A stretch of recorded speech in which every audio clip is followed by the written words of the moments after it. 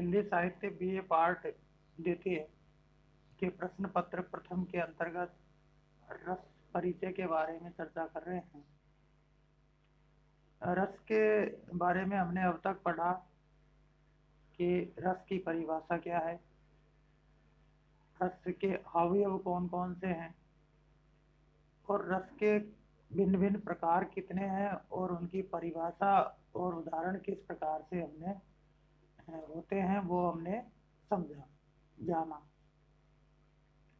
आज जो हमारा टॉपिक है वो है रस निष्पत्ति।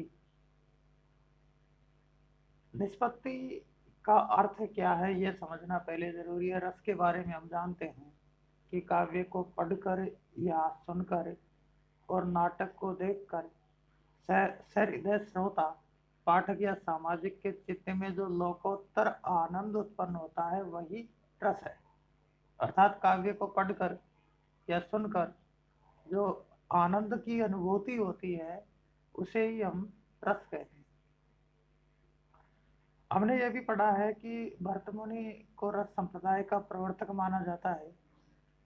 भरतमुनि द्वारा रचित नाट्य शास्त्र में जो रस सूत्र है वह भी हमने देखा था। वह सूत्र एक बार हम फिर देखते हैं। विभावानुभाव व्यभिचारी संयोगाद्रस निष्पत्ति, अर्थात विभाव, अनुभाव और संचारी भावों के संयोग से रस की निष्पत्ति होती है।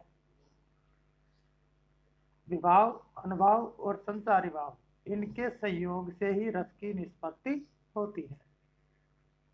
नाट्य शास्त्र में भरतमुनि ने नाटक के मूल तत्वों का विवेचन एवं विश्लेषण किया है। उन्होंने माना है कि रस में आस्वाद करने का गुण होता है। आस्वाद अर्थात जिसको स्वाद लिया जा सके, ये रस का गुण होता है। इसके परिणाम स्वरूप हम काव्य में व्याप्त रस को समझ पाते हैं।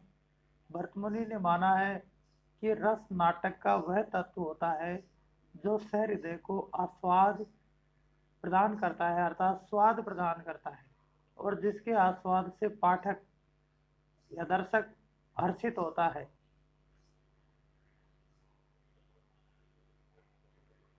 भारतीय काव्य शास्त्र में रस सिद्धांत की सर्वप्रथम व्याख्या आचार्य भरतमुनि ने अपने नाट्य शास्त्र में की है, हमने जाना। इसमें उन्होंने जो सूत्र दिया है वो भी है। आचार्य भरतमुनि के इस रस सूत्र को लेकर अनेक जो आचार्य हैं, अलग अलग आचार्य हैं, उन्होंने इसकी भिन्न भिन्न व्याख्याएं की है इसी सूत्र की। जो विभावानुभाव व्यभिचारी संयोगाद्रस निष्पत्ति नाम ये जो सूत्र है, इस सूत्र की भिन्न भिन्न आचार्यों ने अपने हिसाब से अलग अलग व्याख्या की है। इसमें जो मूल रूप से प्रमुख आचार्य हैं वो चार आचार्य माने जाते हैं।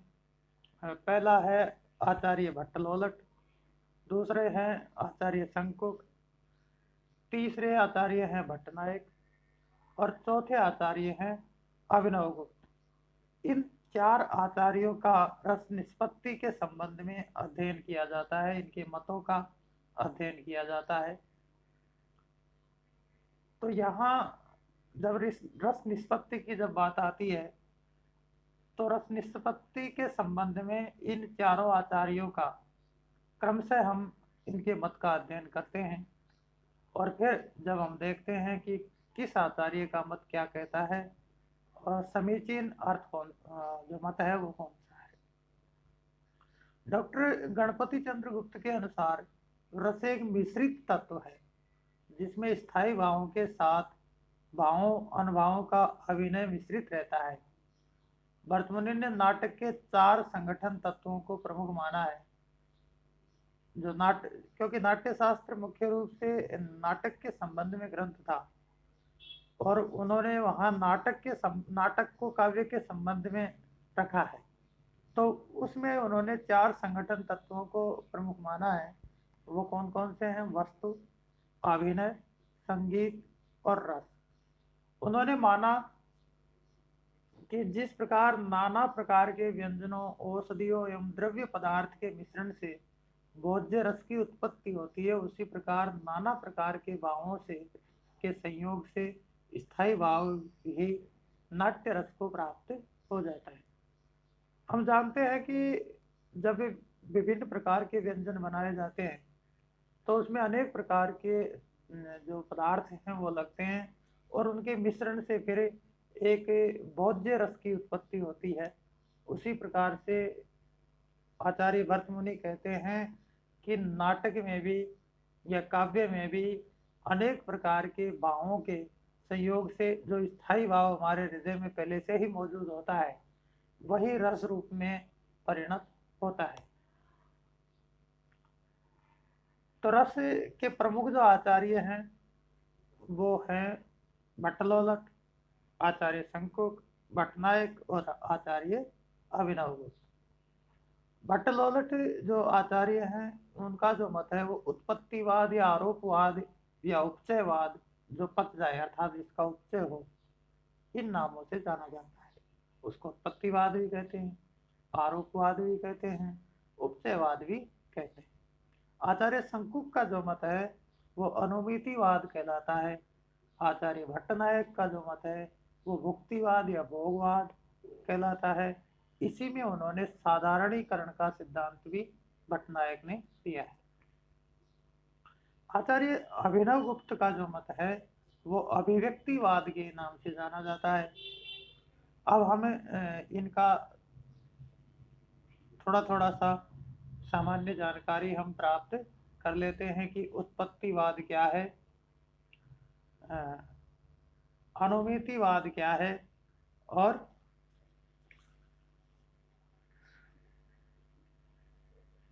भुक्तिवाद और अभिव्यक्तिवाद क्या है। उत्पत्तिवाद, भट्टलोलट का मत है कि रस की उत्पत्ति होती है, उत्पत्ति के लिए कारण कार्य सहकारी कारण से उत्पत्ति संभव होती है। अर्थात आचार्य जो भट्टलोलट है वो कहते हैं कि जो निष्पत्ति शब्द है उसका अर्थ है उत्पत्ति, अर्थात रस की उत्पत्ति होती है। विभाव, अनुभाव और संचारी भावों के संयोग से रस की उत्पत्ति होती है। वो उत्पत्ति के लिए कारण कार्य सहकारी कारण से उत्पत्ति संभव होती है। आचार्य भरत के रस सूत्र में निष्पत्ति शब्द को भट्टलोलट ने उत्पत्ति अर्थ प्रदान कर प्रतिपादन किया कि रस वस्तुतः मूल पात्रों में अर्थात राम सीता आदि में रहता है।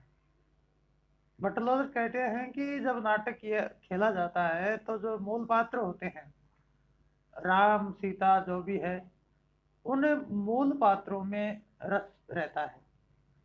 रंगमंच पर अभिनय करने वाले नट आदि कलाकारों में इसकी किंचित अनुभूति होती है। जब रंगमंच पर नट नटी आदि राम सीता आदि मूल पात्रों के कार्यकलापों की नकल करते हुए अभिनय करते हैं तो उनको देखकर दर्शक के मन में अंधेरे में पड़ी हुई रस्सी को देखकर जैसे सांप का भ्रम होता है, उसी प्रकार नट नटी के अभिनय से उन्हें वास्तविक राम सीता आदि के सामान के मानने का भ्रम उत्पन्न होता है। इससे रस की निष्पत्ति अर्थात उत्पत्ति होती है। भट्टलोलट कहते हैं कि जब कोई भी नाटक या काव्य होता है तो उसमें कुछ पात्र होते हैं, तो रस जो होता है मूल पात्र में होते हैं। जैसे रामायण का कोई नाटक खेला जा रहा है तो जो रस होगा वो मूल पात्र राम सीता लक्ष्मण इन मूल पात्रों में होगा।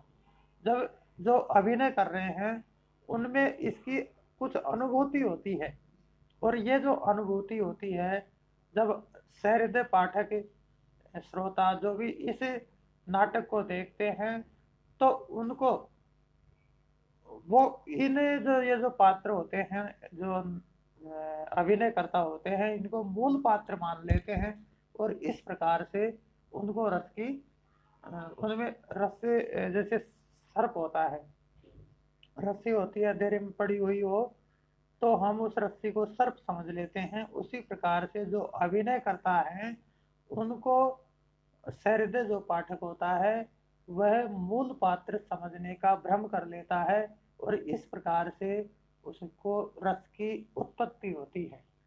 इससे रस की निष्पत्ति का मतलब होता है उत्पत्ति होती है। इस प्रकार इनके मत को उत्पत्तिवाद भी कहते हैं। आरोपवाद इसलिए कहते हैं कि मूल पात्र जो होता है उस नट नटी में जो अभिनय कर रहे हैं उनमें उसका उस मूल पात्र का आरोप कर लिया जाता है, इसलिए इसको आरोपवाद भी कहते हैं। उपचयवाद इसलिए कहते हैं क्योंकि मूल पात्र में रस है, लेकिन ये जो रस है इसको नटनटी में अनुभूत करने के बाद सहृदय जो पाठक है वो उसमें इसका उपचय हो जाता है, ये पच जाता है, इसलिए इसको उपचयवाद भी कहते हैं। दूसरे जो आचार्य हैं वो है भट्टनायक, आचार्य शंकुक। आचार्य शंकुक का जो मत है वो कहलाता है अनुमितिवाद। आचार्य शंकुक न्याय शास्त्र के प्रखर विद्वान थे और उन्होंने रस सूत्र के निष्पत्ति शब्द का अर्थ अनुमिति बतलाया। इन्होंने जो निष्पत्ति शब्द है उसका अर्थ बताया अनुमिति। अनुमिति का मतलब होता है अनुमान से कर लेना। उनका कथन है कि रंगमंच पर कलाकार के कुशल अभिनय से उसमें मूल पात्र का कलात्मक अनुमान होता है। जो रंगमंच पर अभिनय कर रहे हैं कलाकार, उनमें मूल पात्र का हम क्या कर लेते हैं, अनुमान कर लेते हैं। हम उनको मूल पात्र का अनुमान करते हैं। आचार्य भट्टलोलट कह रहे थे कि वहाँ जो मूल पात्र हैं उनमें रस है, लेकिन हम ब्रह्मवश उसको समझ लेते हैं मूल पात्र जो नटनटी है उनको। ये दूसरी बात कह रहे हैं कि हम केवल उनका अनुमान कर लेते हैं। जैसे चित्र में चित्रित घोड़ा वास्तविक घोड़ा नहीं होता, परंतु दृष्टा उस चित्र को देखकर अश्व होने का अनुमान कर लेता है। एक चित्र होता है घोड़े का, वो चित्र को देख करके जो देखने वाला दर्शक है उसमें मूल पात्र घोड़े का अनुमान कर लेता है, उसको मूल पात्र घोड़ा मान लेता है। उसी प्रकार से जो नटनटी होते हैं उनमें हम मूल पात्र का अनुमान कर लेते हैं। उसी प्रकार रंगमंच पर जो पात्र राम सीता आदि का अभिनय कर रहा है वह वास्तविक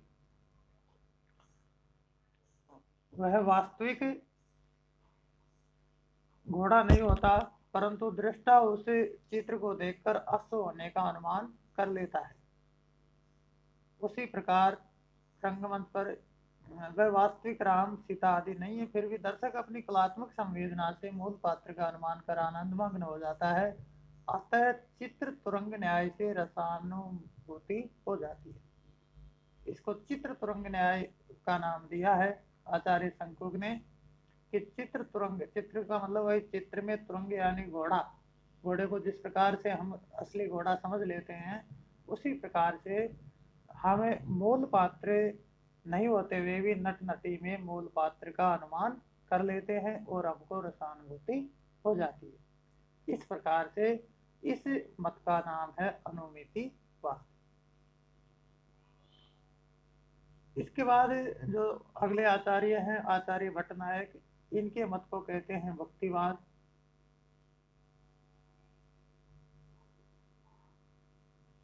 भट्टनायक ने माना कि रस की ना तो उत्पत्ति होती है और ना ही अनुमिति होती है। रस का कुछ भी होता है तो वह है भोग, अर्थात उसकी भुक्ति होती है। जो पीछे जो दो मत थे उनका इन्होंने खंडन किया कि न तो रस की उत्पत्ति होती है और ना ही अनुमिति होती है, रस का तो क्या होता है, भुक्ति होती है, अर्थात भोग होता है। भट्टनायक के भुक्तिवाद का मूल आधार सांख्य दर्शन है। सांख्य दर्शन प्रकृति जो होती है हमारी, इसको त्रिगुणात्मिक का मानते हैं, अर्थात 3 गुणों से युक्त मानते हैं। भट्टनायक रस का आशय भुक्ति तथा संयोग का जो अर्थ है वो भोज्य भोजक संबंध से लगाते हैं। आचार्य भट्टनायक ने भारतीय रस सूत्र के निष्पत्ति शब्द का अर्थ भक्ति किया। उन्होंने बतलाया कि काव्य या नाटक में वर्णित विशिष्ट पात्र पाठक या दर्शक के सामने अपने विशिष्ट रूप को छोड़कर सामान्य मानवीय भावभूमि में उतर आते हैं। जो जो पात्र होते हैं, जो वर्णित पात्र है, वो दर्शक के सामने विशिष्ट रूप, जो अपने विशेष रूप में है, जैसे राम सीता सीता सीता जो है वो सीता के रूप में नहीं रह करके को एक सामान्य भावभूमि, एक सामान्य नायिका के रूप में उतराते हैं और सहृदय पाठक दर्शक उन्हें अपनी सामान्य भावभूमियों का माध्यम बनाता है। इस प्रक्रिया में विभावादि का साधारणीकरण हो जाता है और भावत्व एवं भोजकत्व व्यापार से रस की भुक्ति या भोग होता है, जिससे आनंदानुभूति होती है। इसमें भोज्य भोजकत्व संबंध स्वीकार किया गया है। आचार्य जो भट्टनायक का मत है वो इस प्रकार अपने में विशिष्ट है, क्योंकि इन अब तक जो रस की स्थिति थी वो पात्रों में थी, मूल पात्र में, लेकिन आचार्य भट्टनायक ने जो नया सिद्धांत दिया उसमें ये इसलिए महत्वपूर्ण है क्योंकि अब इन्होंने जो रस की स्थिति मानी वो सहृदय में मानी, सहृदय में, और एक नया सिद्धांत दिया साधारणीकरण का, जिसका मतलब इस प्रकार से है कि जो नाटक में जो अभिनय कर रहे हैं उसमें जैसे सीता का अभिनय कर रहे हैं तो सीता सीता नहीं रह करके सामान्य जो दर्शक है उसकी भावभूमि में वह एक नायिका के रूप में रहती है, और वह जो साधारणीकरण अब यहाँ पर उसका साधारणीकरण हो गया, अर्थात जो पाठक श्रोता है वो उसको एक सामान्य नायिका के रूप में ग्रहण करके उससे अपनी सामान्य भावभूमि के द्वारा रसानुभूति करता है, अर्थात वो उस रस का भोग करता है। तो उसके हृदय में पहले से ही स्थायी भाव है, तो वो उनसे सामान्य भावभूमि पर जब आते हैं तो उसमें एक दूसरे को नायक नायिका के रूप में वो मानते हैं और उससे वही संबंध स्थापित कर लेते हैं। इस प्रकार से अब वह साधारणीकरण उसका हो गया, वह सीता नहीं रही, वह अब एक सामान्य नायिका हो गई, और जो सहृदय होता है वह उसको उसी रूप में उसके रस का भोग करता है। तो इसलिए इसको संयोग का यहाँ अर्थ इन्होंने भोज्य भोजक संबंध किया और निष्पत्ति का जो अर्थ किया वो भक्ति। अब चौथे जो आचार्य हैं वो है आचार्य अभिनवगुप्त। उनका जो मत है वो कहलाता है अभिव्यक्तिवाद। अभिनवगुप्त ने माना कि रस की प्राप्ति के लिए न तो उत्पत्ति की जरूरत है, न अनुमति की जरूरत है और न ही भुक्ति की जरूरत है, बल्कि इस सब के बावजूद रस की केवल अभिव्यक्ति होती है। इन्होंने तीनों मतों को नकार दिया और ये माना कि रस की केवल अभिव्यक्ति होती है। आचार्य भरत के रस सूत्र के जो निष्पत्ति का अर्थ है वो इन्होंने अभिव्यक्ति उसका दिया। इन्होंने कहा कि निष्पत्ति का अर्थ अभिव्यक्ति है। उनका कथन है कि विभाव अनुभाव आदि से व्यक्ति स्थायी भाव रस की अभिव्यक्ति करता है। इस प्रक्रिया में उन्होंने भट्टनायक के साधारणीकरण के सिद्धांत को अपनी मान्यता प्रदान की। इन्होंने भट्टनायक ने जो साधारणीकरण का सिद्धांत दिया था उसको तो मान्यता प्रदान कर दी, तथा कहा कि काव्य पढ़ते हुए या नाटक देखते हुए व्यक्ति स्व और पर का भेद भूल जाता है। जब काव्य पढ़ता है तो क्या होता है कि जब पाठक या श्रोता होता है वह स्व और पर, अपने पराये का भेद भूल जाता है। उसमें ऐसी प्रगाढ़ तन्मयता आ जाती है कि वह स्वार्थ वृत्ति से परे पहुंचकर स्वयं के अवचेतन में आनंद की अभिव्यक्ति का स्वयं ही अनुभव करने लगता है और ब्रह्मानंद सहोदर तुल्य रसास्वाद से आनंद मग्न हो जाता है। इसमें व्यंजक भाव संबंध स्वीकार किया गया है। अभिनव गुप्त ने जो संबंध स्वीकार किया वह जैसे भुक्तिवाद में भोज्य-बोधक संबंध था, अनुमतिवाद में अनुमाप संबंध था, तो अभिव्यक्तिवाद में उन्होंने जो संबंध दिया वह व्यंग्य और व्यंजक भाव संबंध स्वीकार किया। इस प्रकार चारों जो आचार्य है उन्होंने रस की व्याख्या अपने हिसाब से अलग अलग की है। हमने देखा कि चारों आचार्यों में जो सर्वश्रेष्ठ मत है वो हम अभिनव गुप्त को कह सकते हैं। इसके साथ ही जो भुक्तिवाद है उसमें साधारणीकरण की परिकल्पना होने से भट्टनायक का जो मत है वह भी समीचीन हमको प्रतीत होता है। और इस प्रकार से अभी तक ये चार मत भर्तमुनि के रस सूत्र के में व्याख्याता आचार्यों के रूप में माने जाते हैं। आज हमने चर्चा की कि रस सूत्र में जो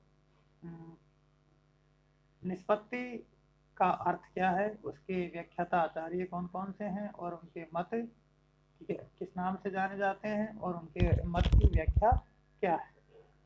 आशा है आपको अच्छा लगा होगा। नमस्कार।